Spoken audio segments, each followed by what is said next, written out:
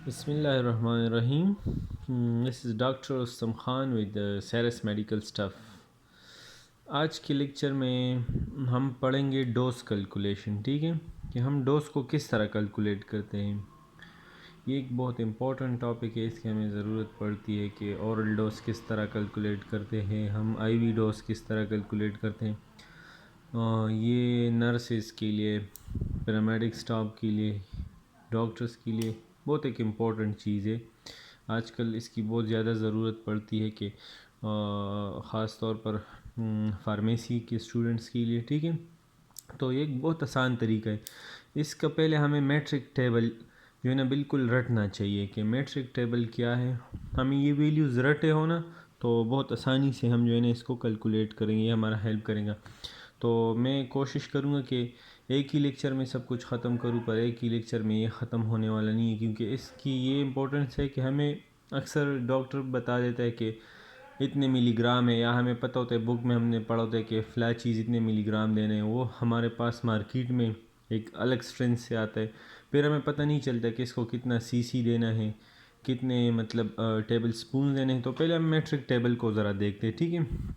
First of all हमारे पास आते हैं माइक्रोग्राम, कि एक माइक्रोग्राम जो है ना कि मिलीग्राम के कितने इक्वल होता है, या 1 मिलीग्राम कितने माइक्रोग्राम की इक्वल होता है। तो 1 मिलीग्राम जो है ना हमारे पास अक्सर चीज़ें माइक्रोग्राम में आती है, जैसे कि डोपामीन का जो डोज है वो 2 माइक्रोग्राम है।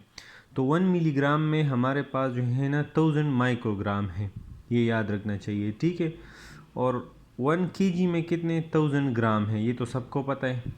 इस तरह हमें 1000 मिलीग्राम जो है ना 1 ग्राम के बराबर होता है। अब आते हैं पाउंड्स पे, तो 2.2 पाउंड्स जो है ना ये LBS इसका वो है यूनिट है, ये 1 केजी के इक्वल होता है, ठीक है। इस तरह 1 औंस, कुछ मेडिसिन होते हैं जिसका यूनिट औंस होता है। 1 औंस कितने उसके इक्वल होता है, तो 1 औंस हमारे पास 30 मिलीलीटर 30 ml के इक्वल होता है। अब 1 मिलीलीटर जो है ना कितने क्यूबिक सेंटीमीटर का बराबर होता है, तो ये 1 क्यूबिक सेंटीमीटर मतलब 1 सीसी। 1 मिलीलीटर और 1 सीसी एक ही चीज़ है। जो सिरिंज पे लिखा होता है कि सीसी या 1 मिलीलीटर, हमारे पास 5 सीसी सिरिंज होता है ना, तो इसका मतलब है क्यूबिक मीटर। तो 1 मिलीलीटर और 1 सीसी एक ही चीज़ है। इस तरह 1 टेबल स्पून जो है ना हमारे पास 50 मिलीलीटर या 5 सीसी के इक्वल होता है। इसी तरह 1000 मिलीलीटर हमारे पास 1 लीटर के बराबर होता है।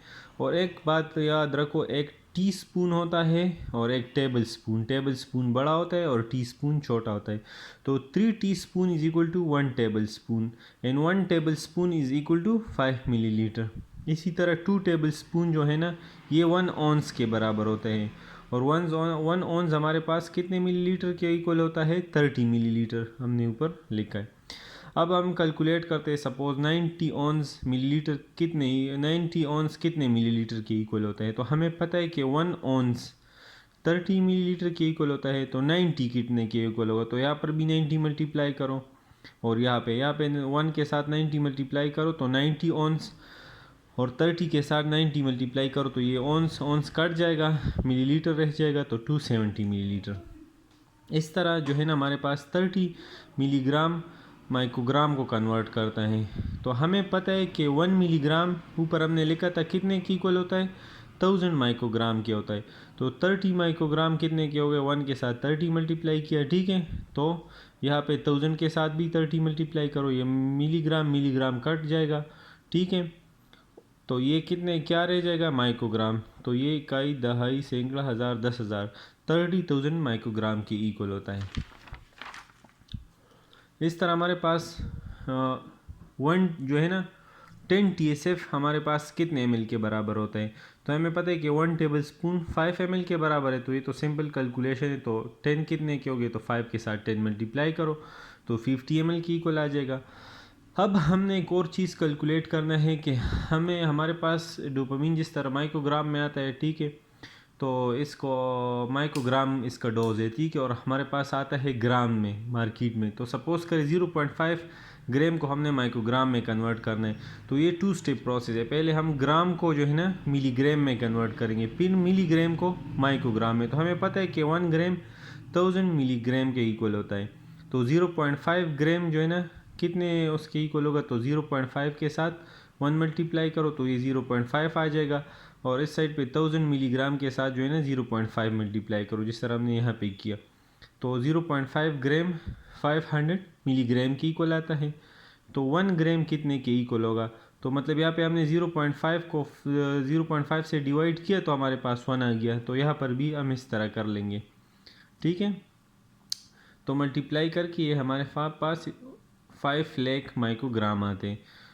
तो 0.5 gram is equal to 500 gram, 500 gram is equal to 5 lakh microgram आते हैं हमारे पास। आप फिर से देख लें, 0.1 ग्राम में हमारे पास 1000 मिलीग्राम होते हैं, तो 0.5 ग्राम में कितने होंगे, ये जो है ना हमने यहाँ पर भी 1 को वो मल्टीप्लाई किया, 0.5 मल्टीप्लाई किया, तो इस साइड पर भी मल्टीप्लाई कर लेंगे, ठीक है। तो इससे इसको ज़रब दे के 0.5 ग्राम आता है। ये 0.5 मल्टीप्लाई 1000 करके हमारे पास 500 माइक्रोग्राम आते हैं, ठीक है। तो 1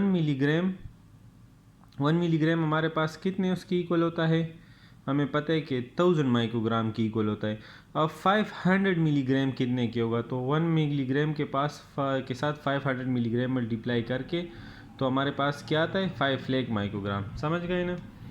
अब एक तीसरा एग्जांपल, 170 पाउंड को केजी में कन्वर्ट करना है। हमें पता है कि 2.2 पाउंड 1 केजी के इक्वल होता है, तो 1 पाउंड कितने का होगा, ये 2.2 डिवाइड बाई 1 कर लेंगे, ठीक है। 1 केजी डिवाइड बाई 2.2 पाउंड। अब 170 पाउंड कितने के इक्वल होगा, तो 1 के साथ ये हमने इधर मल्टीप्लाई किया ना, तो 170 आ गया। ये 170 इस साइड पे भी मल्टीप्लाई करो, पाउंड पाउंड कैंसिल हो गया, और इससे हमारे पास 77.2777 आता है। तो हमने राउंड अबाउट करके 77.3 आ गया। अब एक एग्जांपल आपको देता हूँ, सपोज़ ओरल, इसके बाद हम आईवी, बॉडी फ्लूइड वगैरह सब के कैलकुलेशन जो है ना हमने फूड जो फीडिंग ट्यूब पे देने हैं उसको किस तरह कैलकुलेट करते हैं, पूरे मैं आपको कैलकुलेशन करूँगा, लेकिन वो नेक्स्ट लेक्चर में बताऊँगा। आज सिर्फ एक एग्जांपल यहाँ से उठाता हूँ कि हमें सपोज़ करें डॉक्टर ने ऑर्डर किए 50 मिलीग्राम एवरी 4 आवर, ठीक है। तो ये कितने ओरल, पहले ओरल डोज कैलकुलेट करते हैं, ये कितने टेबल स्पून बनते हैं। हमारे पास जो बॉटल अवेलेबल होता है मार्केट में, सपोज़ वो आते हैं 25 मिलीग्राम पर 2 ml में आता है। तो ये हमें किस तरह पता चलेगा कि 50 मिलीग्राम में कितने टेबल स्पून हैं, तो हमें पता है कि 5 ml is equal to 1 teaspoon.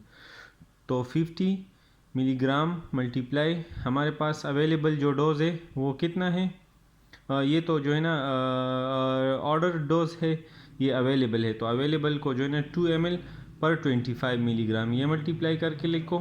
साथ में ये हमारे पास 1 TSF में कितने ml होते हैं, 5 ml। तो मिलीग्राम के साथ काट दो, ठीक है, और ml के साथ 50 को 2 में मल्टीप्लाई करो 100 आता है, 25 को 5 में मल्टीप्लाई कर दो तो 125 आता है। इसको डिवाइड करो 0.8 TSF, ये 0.8 TSF आ गए, ठीक है। मतलब एक चम्मच है उसके हम अगर 10 हिस्से करें तो 8वां हिस्सा 50 मिलीग्राम बनता है। ये तो एक बहुत इजी था, मतलब इसमें हम ज़्यादातर कैलकुलेट नहीं करते, या तो हाफ TSF लिखते हैं या फुल लिखते, ये तो बहुत इजी था। इसके बाद आईवी डोजेज आते हैं, फीडिंग ट्यूब के आते हैं, तो वो जो है ना वो बहुत मतलब उसको कैलकुलेट करना बहुत ज़्यादा ज़रूरी है, पर इसके लिए आपने मैट्रिक टेबल को बिल्कुल रट्टा करना है, ठीक है ना। तो इंशाल्लाह मिलते हैं नेक्स्ट लेक्चर में। आज तक ये काफ़ी है, थैंक यू।